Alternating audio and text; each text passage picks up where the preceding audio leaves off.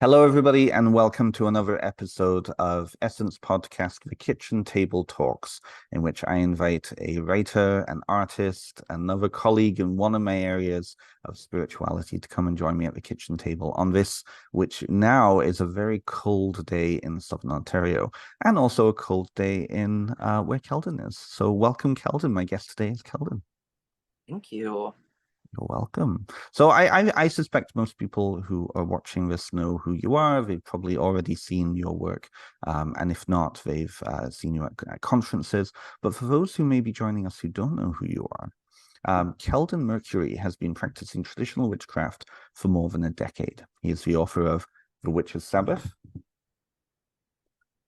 The Crooked Path, an introduction to traditional witchcraft, and All of Them Witches, Folktales and Rhymes, which I only have in the digital form, otherwise I'd show it right now. Additionally, his writing has appeared in The Witch's Altar, The New Aradia, Witch's Handbook to Magical Resistance, and This Witch magazine. Kelden is also the co-creator of the Traditional Witches deck, and he offers a blog on the Patheos Pagan channel called By Athame and Stang.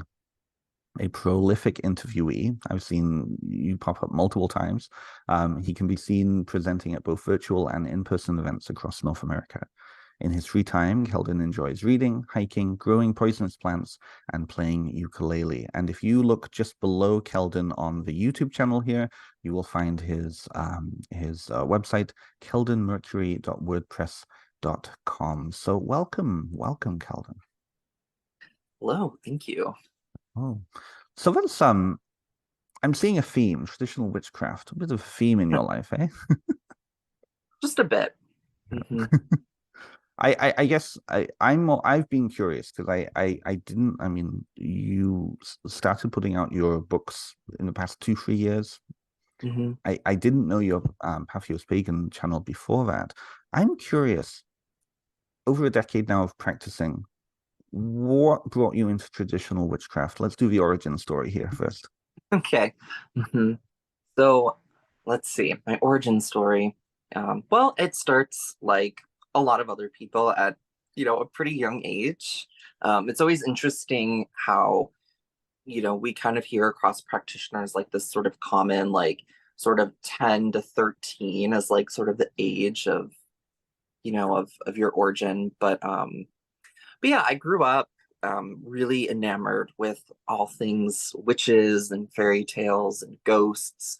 Um, and so the idea of being a witch has always really been present in my life in a way that I've identified.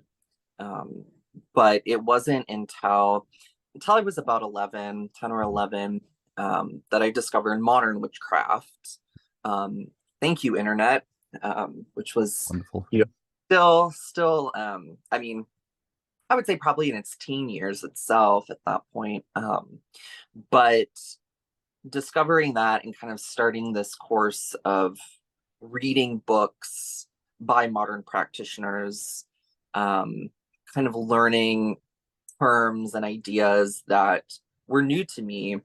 Um, and through that, I discovered Wicca and really fell in love with that for quite a while, Mm. um, until about I was in undergrad. And I think the big thing for me is that I wanted to know more. I wanted to know more about why we do the things that we do, right? Why do we use these tools? Why do we celebrate these holidays? And the issue that I was coming up against was that a lot of the explanations that were being given were things that also in other places were kind of being said like, well, that's not exactly true historically. Right. Right, these sort of sacred myths that we have are just that, they're myths.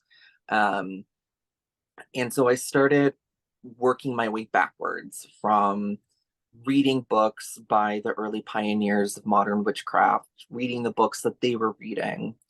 um, and it was through that that I started discovering other flavors of witchcraft, specifically through the works of Robert Cochrane, and discovering that, of course, through Doreen Valiente. Um, And what I came to find is that it was much more in line with how I saw witchcraft, and especially kind of the things that I was practicing and doing as a child. Um, so it really felt like this full circle moment. And a lot of that was really rooted into the folklore that, that I was really enamored with as a child. So it really brought me back to that place that felt like home. It makes a lot of sense. And again, very common story, very similar to my own story in many ways. So the internet when we were so young, some of the things that happened on there, right? Mm. Yes, yeah. I'm curious for you then, what was the turning point? I mean, Cochrane is of course a big influence for a lot of people, but was there any particular turning point where you were just like, okay, this is it. This is kind of the stream I need to go down. Mhm. Yeah, I think it was really it was reading Valiente, specifically books like The Rebirth of Witchcraft, where she's really Mhm. describing this sort of other sort of flavor of witchcraft, Mhm. um, that's really kind of rooted in the home, right? That we'd say is sort of more down to earth. It's less ceremonial, um, and two, like being somebody that grew up out in the country, like it felt very much like home. Like these were the things that were already around me. Mhm. Um, so I would say reading Valiente, and then two, like reading more about like people like Cecil Williamson and the work that he was doing, the Museum of Witchcraft and Magic, this idea of the wayside witches or the anti-mays, um, and it felt more true to me. Um, yeah. No, that makes a lot of sense. That makes a lot of sense. Um, what really struck me, and I've been really curious about this. I was listening to your presentation for the Salem Folklore and Witchcraft Festival a couple of weeks ago, um, in in in replay, and something that I find always very interesting, kind of being in between cultures, is I'm looking back at some of these figures, Valiente, Cochrane, very grounded in British tradition, very grounded in British folklore and European folklore. And I'm always curious how North American practitioners take that up, particularly North America having its own folklore, partially derived from Europe, but also starting to develop its own flavor on that and its own landed, grounded establishment. I'm curious for you as you were reading through this material, being in, and I'm assuming that you grew up in Wisconsin, like country Wisconsin, yeah. What were some of the pieces in your local landscape that helped you to kind of connect the two? What was that process like for you? I think it was really about turning to nature, and Mm. um, one is sort of looking at the sort of concepts, whether that's like material charms or different spiritual beings that would have been familiar to my ancestors. So, people who are in the British Isles, who are, in places like Norway, and kind of further north. Um, but and kind of seeing like how does that translate to where I live? How did those beings, how do those things show up here? Are there sort of variations that came across when, as people came across? But then too, like what is naturally occurring in my landscape? I think one of the things that people are really cautious and mindful about is, am I starting to impose on other cultural traditions? And, that's not, it's definitely not an easy or simple matter. Um, and I'm definitely not here to tell anybody else what to do or to police anybody else's practice. I think for me, I sort of look at um, what is showing up for me, like what spirits are showing up for me, and are they wanting to work with me? Mm. Then, right, like who are they, and how can I best learn about them in a way that is culturally sensitive? Mhm. No, that makes yes, absolutely. Yeah, it's a very nuanced issue, isn't it? Because you've got on the one hand kind of the lived experience, what is actually appearing in front of you, and then the cultural lens there, and Right. how are you navigating those pieces? Absolutely. Yeah. I have a really pressing question. I've really kind of wanted to be asking Yeah. you this. So Okay. so connected to that then, um, you know, developing practice, I feel like that's a very common thing with a lot of people. They start where they're at, or they start in this overarch and then they land where they're at. So for Hmm. you as a writer, um, developing a practice in a very specific location and really working on that, what was it like for you to write your first book then, to present that back out to the world and knowing that, people on anywhere could be reading that? What was that Hmm. like for you? It was fun. It was fun. I mean, I think the key thing for me in that was like, how do I present this information in a way that feels open enough that people can adapt it to where they live? Mhm, Because that's a huge thing. Is a lot of the practices and ideas that we often learn are very rooted in a specific place, right? They're very mhm, rooted in, especially like a very English space, right? A climate. And how does that then translate to where you live? So, like, for example, um, like when people are celebrating maybe like the Wheel of Year, mhm, um, and but seasonally, it's not necessarily lining up to the landscape where they live. Like, how do you navigate that?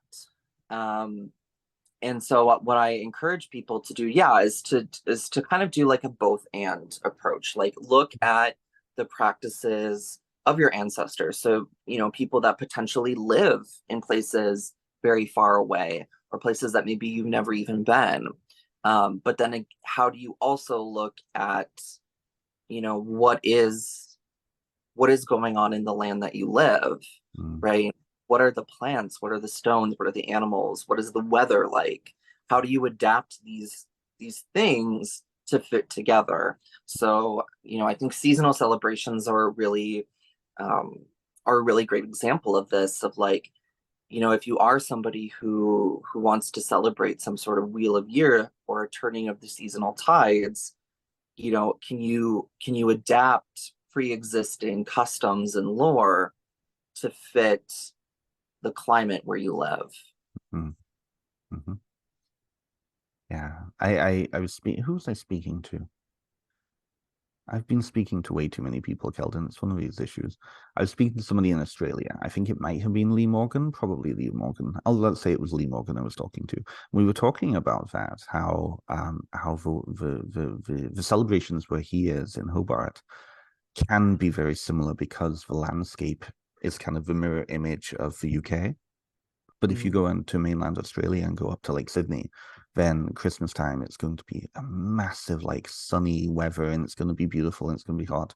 That has no bearing on the actual image of Christmas on all these Christmas cards that we see, right? Or Yule cards, or however you want to describe it, right? And so that placing in, and I feel like I don't know, maybe you disagree with this or agree with this, but I feel like people are starting to really get that, and it's almost like being given permission now to just do what they need to do in their own landscapes. Do you see that, or would you agree with that? I would agree. Um, I think that people are becoming more cognizant of of just the way that tradition works, that things like Mhm, folklore work. I think we're maybe starting to break out of these really strict ideas that like things have to be a certain way Mm. always, Yeah. right? That in order for something to be authentic or meaningful, it one has to be rooted in something old, which, you know, I'm putting in air quotes because that's a really vague subjective meaning that I don't think people also often define. And that it can't change, right? So like, you know, this holiday has to be celebrated on this day in this particular way, and if there's any deviation from that, like you're failing or it's not good. So yeah, I think that we are starting to give ourselves more permission to explore and to experiment, Mhm. um, and to recognize that ultimately it comes down to the meaning that these things have for us. You know, if you are, you know, if you are doing something, you know, to the letter because that's what you believe has to be done, but Mm. there's not really any emotional investment in it, or it doesn't really mean much to you in the context of your life, then I mean, what are you doing? Yeah, that's the big question. What are you doing? I hope that people eventually find that answer for themselves to figure that out. I know it took me a very long time to figure that out for myself too. Yeah. Let's talk about folklore connected to that then. Okay. What do you think the connection, or what do you think the draw is for folklore for people? Maybe connected to that answer of that question. Well, I think that people, one, are looking for connection to something. I mean, and it's interesting because it's, you know, the study of folklore, right, the development of folklore as a field is intrinsically tied with the development of modern witchcraft, right? They're sort of happening around the same time and through a lot of the same sort of um, emotional calls, right? The sense of pushback against industrialization and you know, even like sort of enlightenment thought, right? We're really looking for something romantic to connect us Mm. back to the countryside. You know, and there's a lot to unpack there, and there's some very problematic thinking about Yeah. cultural development wrapped up in that. But I think for people, it's really, you know, I'm really looking for something that connects me to to something deeper, Mm. to something serious and romantic, something that connects me to a sense of ancestry.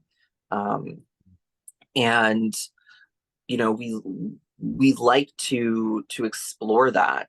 Mm. Again, sometimes this can become an issue if we're really looking at folklore as a specific thing, right? It's only old things. It's Mm. only things that are unchanged over time, which is really sort of kind of the opposite of what folklore is. Um, but I think, yeah, I think that there's, again, we could tie this even just to current world events and feelings and the desire to find something that, yeah, that connects us to something enchanted and magical and old, another time, another place. Um, you know, one of the, um, you know, we think about like functions of folklore.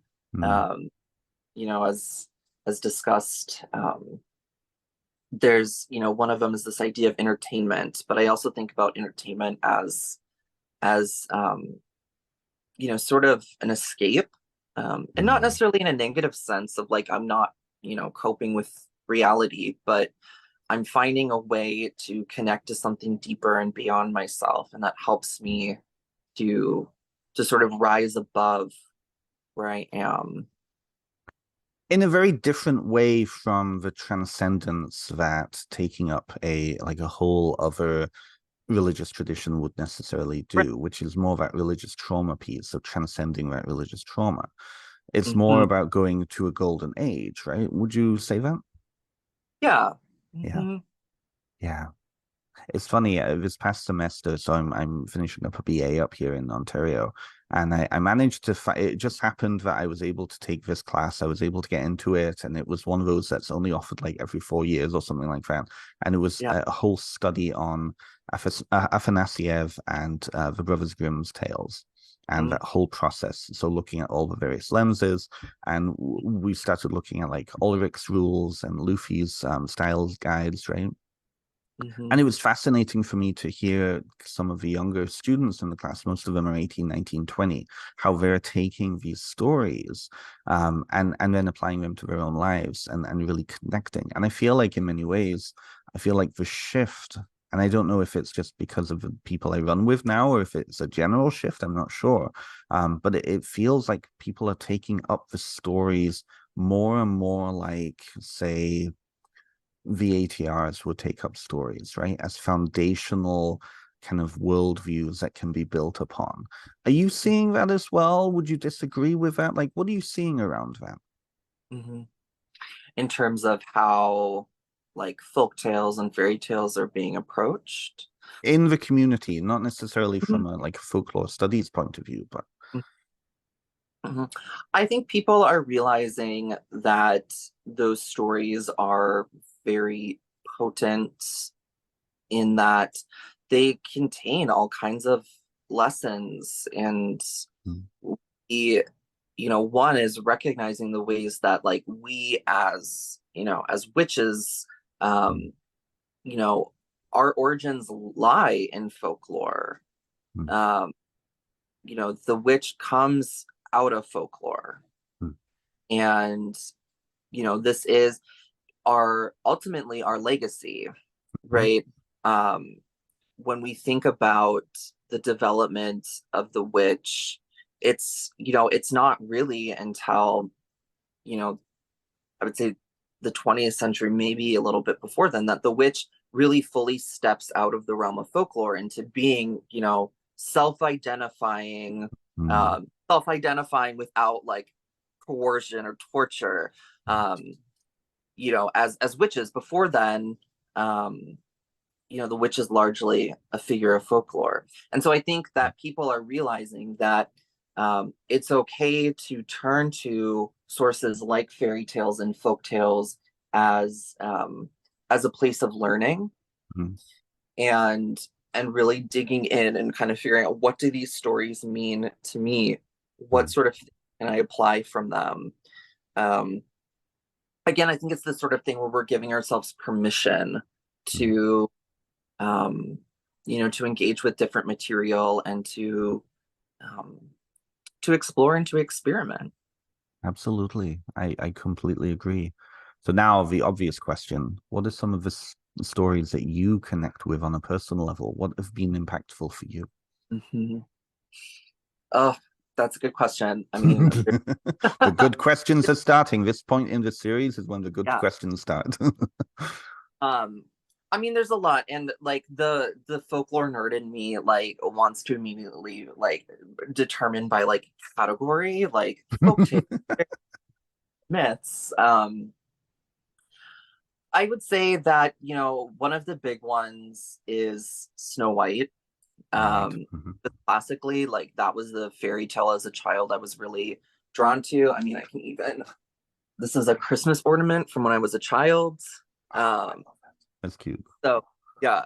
I mean, Mhm. the queen was always my favorite. I really identified with her. And I think I saw something even at a young age in her that is not, I think, what, and specifically, like thinking about the Disney version, Mm, um, like that's not what they're wanting you to see. They're not wanting you to see her as like an interesting, um, character who's like, oh, what, like I'm on her side. Um, but I would say, as time has gone on, I mean, other fairy tales, and of course, these are, specifically kind of talking about Grimm. Mother Hole is a big one. love Frau Hall. Yes. The the Devil's Sooty Brothers, another one that I Mm, really enjoy. Um, outside of Grimm's, and just kind of looking at more like regional, like folk tales, um, or even just legends. There's a handful here um, in North America, and specifically the United States, kind of coming out of witch trial areas. I mean, the story of Mary Webster has been a huge impact on me, or has had a huge impact on me. Things like the Cora tree. Um, yeah, I mean, there's a lot. I mean, that's the biggest thing that I love is I love the stories about, supposed witches and the things Mm. that they do or that they supposedly did. Um, and two, even just getting into like I think it's really the sort of culturally specific details in those stories that really pull me in, where there's like a sort of a regional spin on maybe like a wider sort of motif. Mhm. It's funny, something you said in that, or even just how you presented that, really got me thinking. I was thinking about kind of the role of media in particularly people of our generation. I mean, I'm not assuming anything here. I'm guessing that you're in for like early 30s ish. And it seems like a lot of the writers right now are within that kind of age range too, myself included, a little bit. But so many of us grew up with figures like Buffy the Vampire Slayer Mhm. or Practical Magic or The Craft, right? And when you actually look at how those are written and kind of a wave of stories told, very, very fairy tale like, many elements of fairy tale in that. And so, if you were to ask a certain witch of a certain age, if we want midnight margaritas, oh yeah, immediately placed into that kitchen, right? Yeah, Right. yeah. It's funny, isn't it, how we connect with story in such an intense and emotional way. Hmm. Hmm. Hmm. Yeah, yeah. So how, in your opinion, then, how do people move from kind of connecting with the story then into personal practice? What's the Hmm. connection point there? Because there can also be a huge disconnect there too. Sure. Hmm.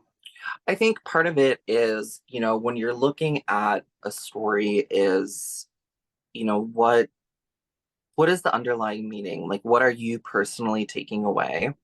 Right. So if we think about like the text of the story, we could all be walking away with a different understanding or a different meaning, right? So, like, Mhm. for example, like someone might walk away from the story of Snow White thinking, like, oh, like, the queen was just evil, Mm. um, and ultimately needed to be punished.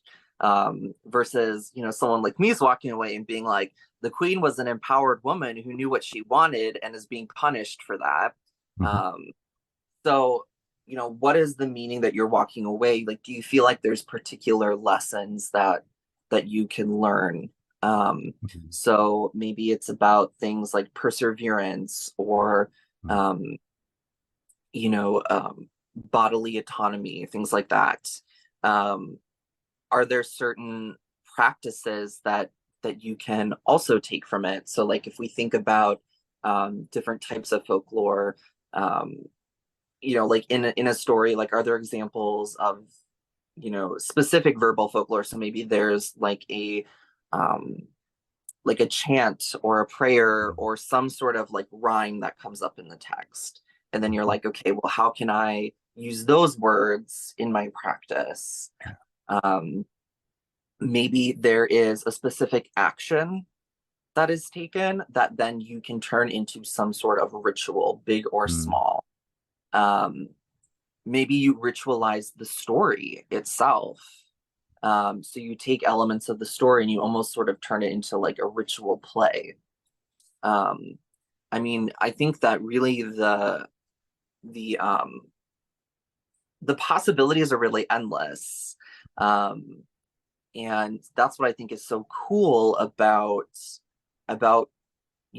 story is that it's really up to us to explore and find what pops out to us and what can we dig deeper in. And maybe there's some things that don't have much impact or meaning to us, but then for somebody else it's like this is a gold mine of spirit Mm. knowledge. Yeah, no, absolutely. I really hear that piece right there. Something that part of my background. I was involved with Lakumi for a while, Santeria, and one of the biggest bodies of knowledge in that tradition is the stories, the patakins, right? And Hmm. so often people go to those patakeens to then generate new rituals, particularly because so many things were lost, right? And there's a different element, there's an owned element to that too, because you're not going to write, you're not going to read it in a book necessarily. But if we're so Right, focused on the books as opposed to practice, we're not going to transition over to that lived owned piece, in my opinion, right? right, Yeah. right. We look at story.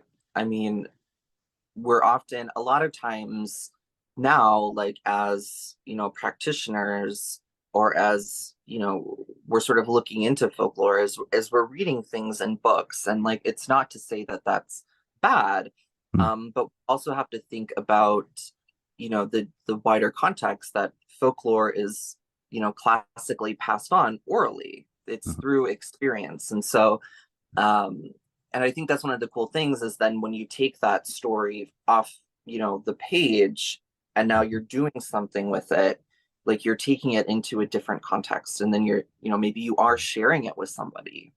Um, and so, that's why I'm always like, if you find a cool story, tell somebody, repeat that story to them, because then you add your own sort of context and texture to it. Your maybe there's parts of it that fall away because they're things that subconsciously or even consciously like don't have as much meaning to you, and maybe you change certain elements because it has more specific um resonance with where you're at or with your audience. And Mm. so then the story takes on this whole new form and this new life. And I just, yeah, that's the kind of stuff that I can geek out about for you know long time. We've got 20 minutes left, so let's do it. While you were saying that, I was very curious then. Has there been a story in particular that has really impacted your practice as much as you can say? Obviously, don't tell us everything, but and what were some of the things that you developed from that story for yourself in your practice? I think it really is the story of Mother Hole. Yeah. Um, I mean, it's such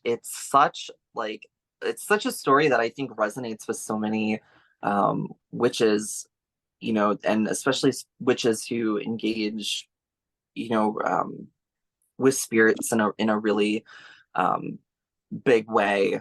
Mm. Um, where and also like witches who are operating from a very animistic standpoint, because the things that I take away from that story is showing respect to the world around you, and even things that maybe classically other people might be looking at as maybe not worthy. Like we think Mm. about when the beautiful maiden is in this otherworldly place. She responds with kindness to an oven, a talking oven, and talking bread, and a talking apple tree.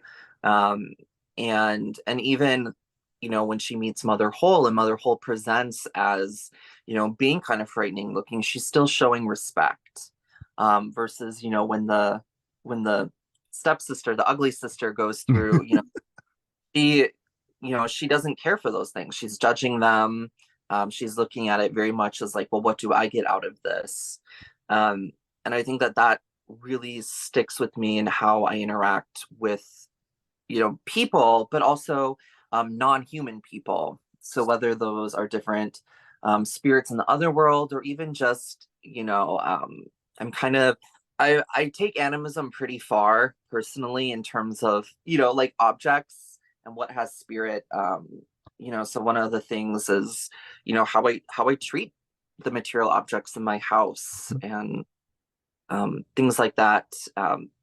So other things from that story that really I think are important lessons are just um the value in hard work, Mm. Mhm. or in really taking your time with something. Again, we see that with the beautiful sister. She gains access into the other world, and then ultimately is rewarded because she is diligent with her work. Versus the ugly sister, she really tries to take all these shortcuts, and get the reward without really taking the time. And that's something that I try to remember, is that, like, it's something might take time and it might take a lot of work, but ultimately, Mm, it's that's the key, both spiritually and otherwise. yeah, I really hear that. I really hear that. And to expand that, at least from my reading of it, is the consequences too, right? Mhm. The idea that, if you're taking shortcuts, it's not just about you, it's about everybody else, right?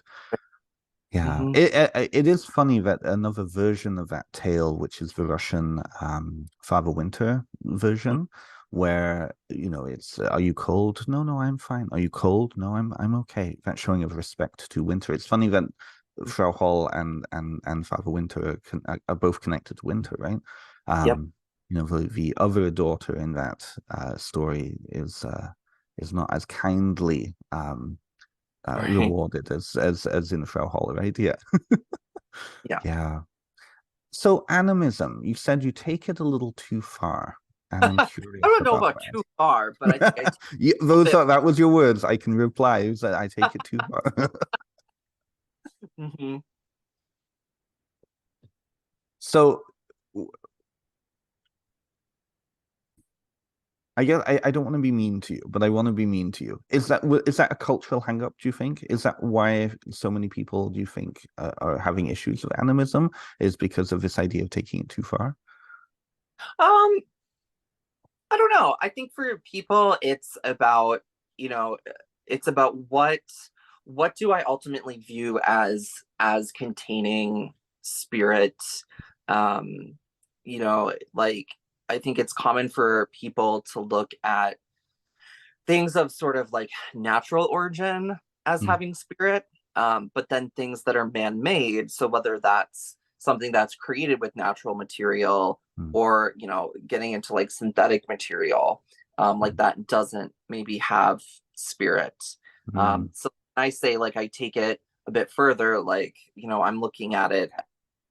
Okay, like the maple trees outside have spirit, my desk has a spirit, my computer has a spirit, um, and we're all sort of in this relationship, and um, you know, not everyone views it that way. mm. No, that makes sense.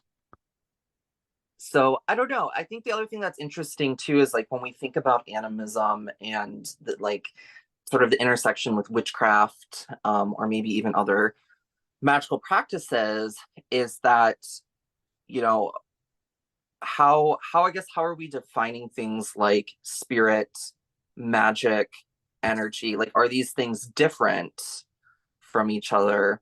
Mm, It's like, if I talk about, like, a particular crystal has this energy to it, like, is that different than when, for example, I might talk about um, a particular statue as having a spirit to it. mm, So I think that's another thing that is interesting when you talk to people, is how we differ on these things, but then how much of it is that we're using different words.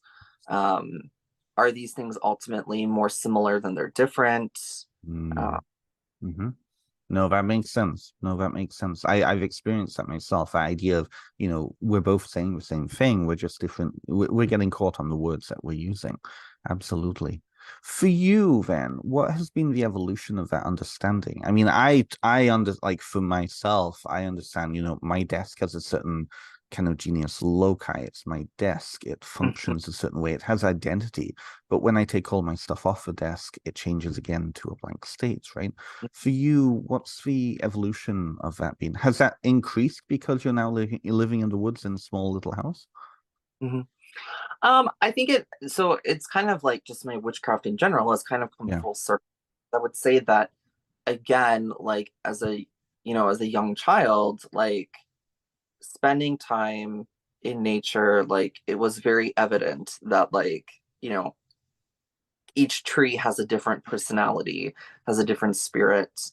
Um, and then, as as I got more into modern witchcraft and magic, you're encountering a lot more of the sort of language shift of like, Mm, well, crystals have these energetic vibrations, and so I think it was sort of seeing it less as a spirit and a personality, mm, a correspondence. Um, and as I started to get more into traditional witchcraft and kind of making that full circle, it was starting to really come back to this animistic perspective of, these are not just sort of materials that like are here for me to use and to serve me. This is an inspirited object. And I don't, when I use the word object, I push back against negative connotations of like, you know, like I think about how we as humans, like we are objects, like mhm, in the most base sense. mm. So just to clarify when I say object, It's an object being infused with a subject. Is that a good right? way of saying it? Yes, yes. So right, so it's not about okay, this rock is here to serve this purpose. It's hey, would you be willing to work with me to achieve or accomplish something? Mm, Um, and I think it just has sort of spread from there in terms of how I view materials around me and how I treat them. Um, and how we share space. I really like the idea of, your desk, like how you treat your desk, is then like how does your desk treat you back? Um, mhm. that makes sense. I've in truth, going back to our conversation before we started recording about kind of process and of writing, I have noticed that when my desk is messy, when I'm disrespecting my desk in that way, I can't write. It just the muses don't work, right? When I'm working with it intentionally, though, when I have a certain layout of all of my books and how my notes are, it's taking on that identity. It's almost clothed with that, right? And I find then that I can work, right? For you, I'm curious, how do you experience spirits in that way? Because I feel like a lot of people, they'll be listening to this conversation, they'll have a certain idea in their head of what that communication should look like because of maybe the books they're reading. How does that work for you? What's the experience like? Mhm. So I keep it very simple. I mean, I think that there's a lot of things that tend to get, um, I don't know, I guess maybe overblown in terms of how Mm, we think about them, right? Like so when we think about things like spirit communication, that like yeah. it's going to be this big, like mystical, spooky experience. But for me, it's just about kind of opening my mouth and talking.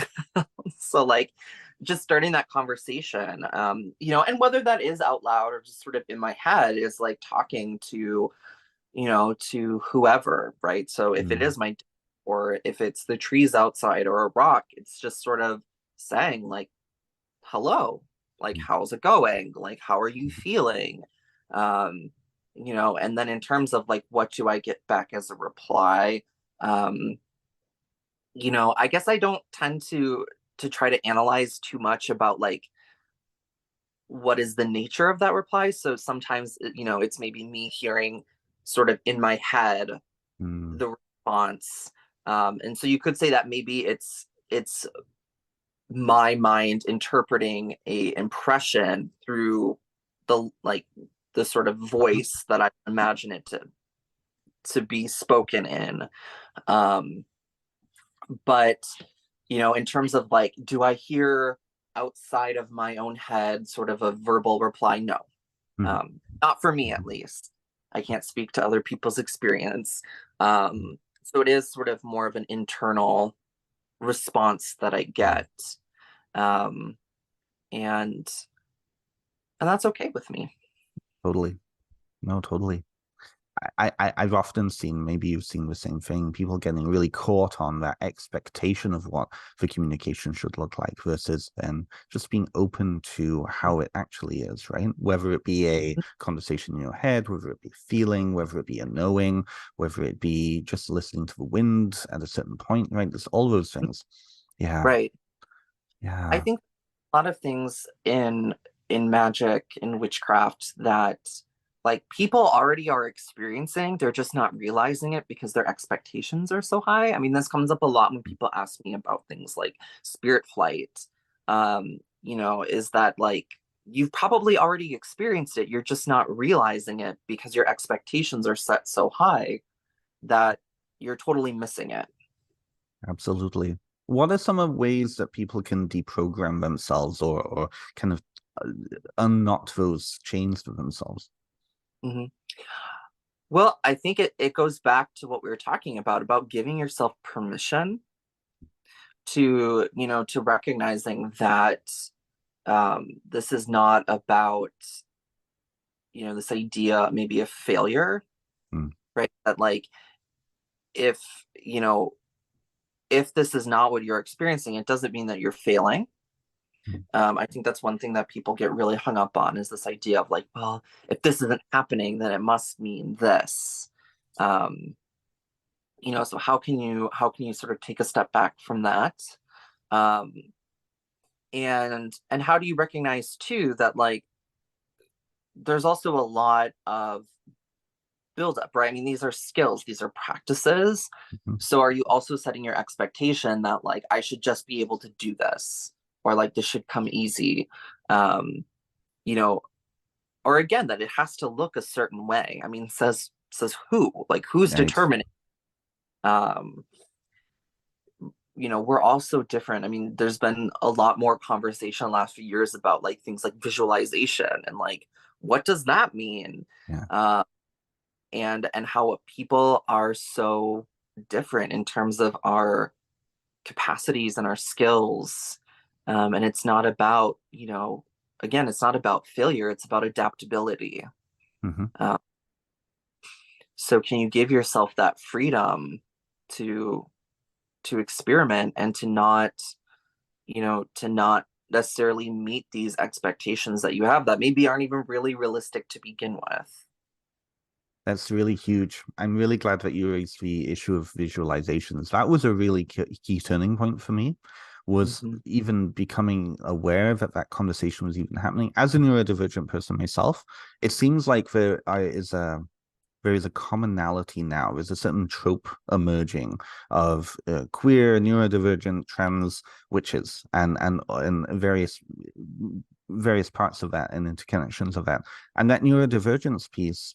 That idea of, not everybody does visualize in the same way. So when teaching how to visualize, sometimes it's not even appropriate to even try to teach somebody to visualize because they're not able to do it. So it's how do you teach how to experience, right? Mm, Right. yeah. And that's, I think it's really good that, I think that spaces are feeling more welcoming for differences in experience. Mm. Because I mean, we really need that. Yeah, we do, because we're not all middle class white English gents from the 1800s, right? Mhm. Yeah, Right. well, not all of us, anyways. I'm from the 1500s, so Love it. I love it. I don't know. I was probably a monk back in the 1300s somewhere. I think that's probably why I get so connected to collecting mass amounts of books. Well, Kelden, this has been wonderful. We're coming up to time, unfortunately, but I do want to ask you about your newest project that you just came out with because you self-published it, right? Yep. Yeah, so tell us a little bit about that. Yeah, so All Them Witches really kind of came from this place of um I guess wanting to step away from sort of how to books and writing. Hmm. Wanting to get back to my love of storytelling because really that's one of my favorite things in the entire world is telling stories. And I wanted to be able to kind of engage in all my favorite things, right? In folklore and storytelling, in things that are dramatic and spooky, um, in nursery rhymes, because I also really, really love nursery rhymes. And I think that they're really powerful forms of magic. Um, and wanting to create new stories kind of built from bones of pre-established lore. Um, and so I set out to write this book and kind of allow it to be what it was going to be. I didn't really want it to be anything too lengthy.